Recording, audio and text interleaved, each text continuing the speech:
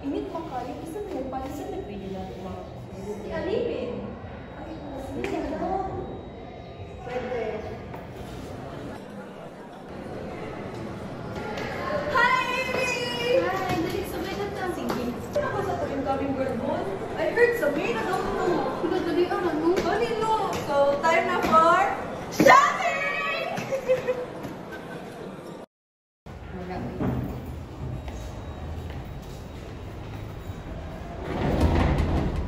Uy, palitin na pictures dito sa gym mall. Ayun kung kami, ito init sa gawas. Hindi kayo po. Nga di ba kapapatusa mo Ila naman ako patudyo sa mall mo eh. Sadyang uwi na jud kayo katino. Sa day ka uwi, palit na dito. Excuse me ka na mo kay ma'am. Kwarta ko. Sige.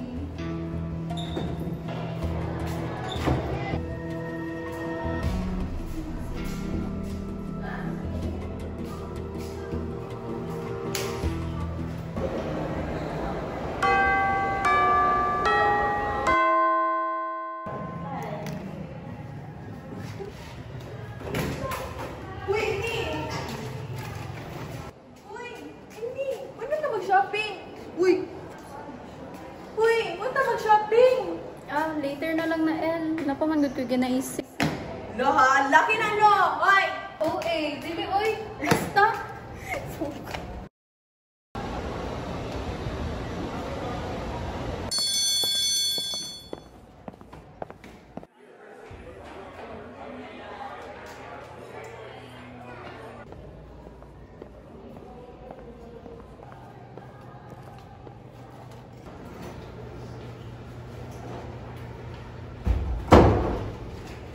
Kinsa ta pugni?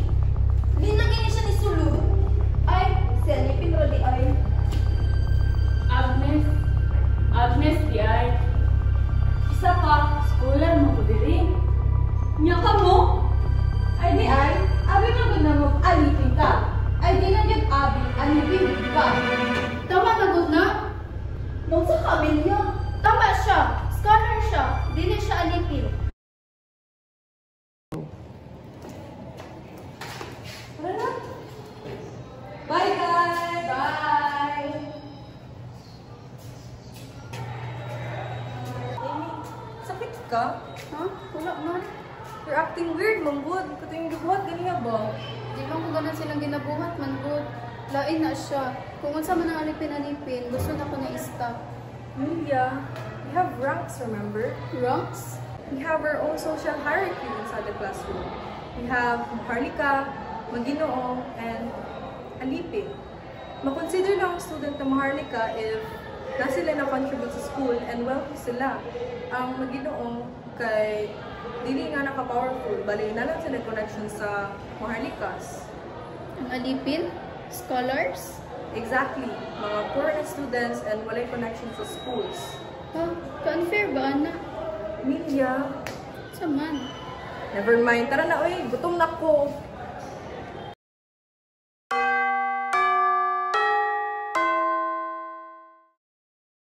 Oh, Clara, asa ka yung pagka-break, anak? Ano ka lang scholar ka? Meron din man kakatubag Lara kay tinuod. Tinood na nangawat jud ka? Wala lagi sa akin yung wallet. Asa day to ha? Ikaw ra ka namang nakita ni tuod kaya ka sa diri ha. Naunsa na sa luoy? Tama na gud ni? Ayun na sila dipinsahin. Tara naman kayo na. Alipin sila. Naunsa boy? That's not fair.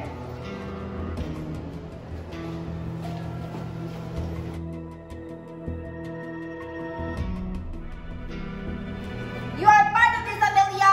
Unsa yung mangingon? Apil ka ni sistema. Naka-benefit man ka ani. Kalimot ka or sa yung nagpagod sa balita naka-for them. Wala ko kabalo sa mga ginapang-ingon. Kalimot ka or what ka kabalo. For your information, this social class thing is your mother's idea. Tama na gud ni? Kung unsa man ay mga ginapang-ingon, dili na siya katawanan. Go! Pangutanay mong mama, Amelia.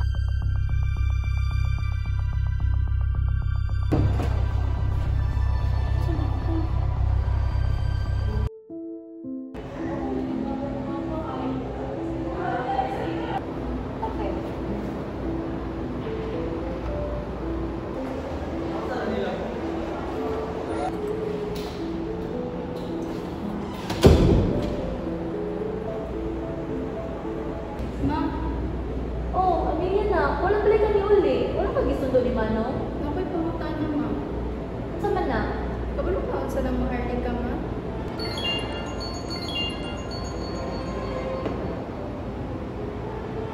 Hello? Victorina speaking.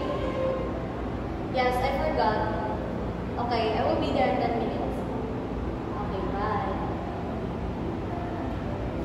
Pasensya na. I have to go. Bakit na nakabalo ka?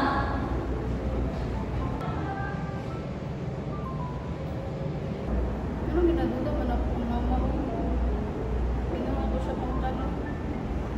Sige na.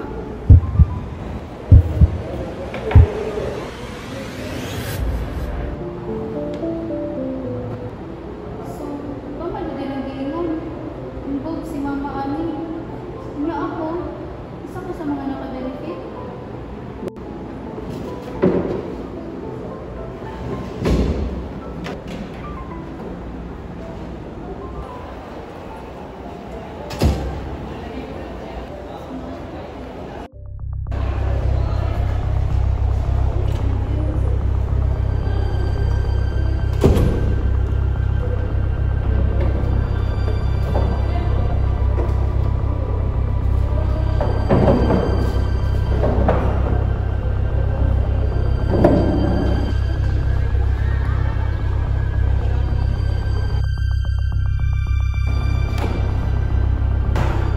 Oh, nak.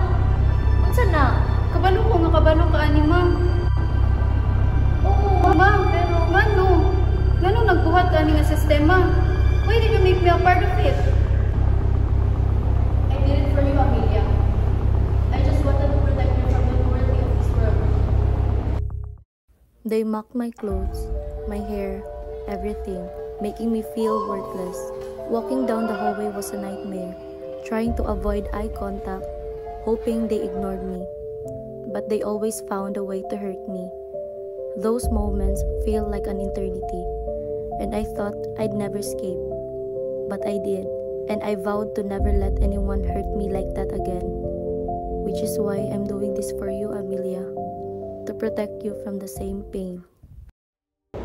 Dili ko gusto nga maka-experience ka, Ana. That's why I made the system. Pero ma'am, dili ibig sabihin na magbuhat na kaana ng sistema. Nakita na ko kung sa ibuli si Agnes o si Clara. Kasuffer to sila anak tungod sa sistema. Dili na po na tama, ma'am. Dili sila parehas nato. Dili sila angay sa kabuutan. Pero ikaw, nasa mga future. And buhaton na ko tanan para ma-success na jud ka. Ma'am, dili ko gusto ani seeing them suffer. Makagilty, ma'am. Guilty? Yan ang mag-guilty man ka. Naman kasi mong tama nga posisyon. You are privileged. Dato ka. Nakay power, Amelia. Naon sa kaman. But what about Agnes and Clara? They are good people, ma'am. Dili nila deserve na matrato ingato. They'll survive na.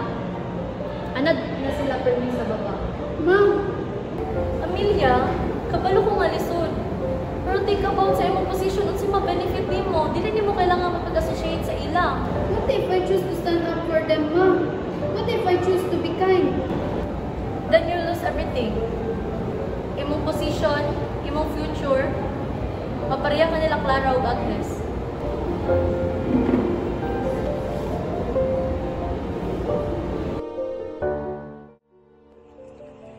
What price does one pay for freedom? Is it worth sacrificing the things that truly matter? I know what's right, but I'm not sure I have the courage to stand up for it. Pero, unsaon na lang akong status, akong kaugmaon. Maybe it's easier to just look away. Maybe it's safer to prioritize my own interest. Ang akong kagawas nun gibayaran sa inyong kasakit.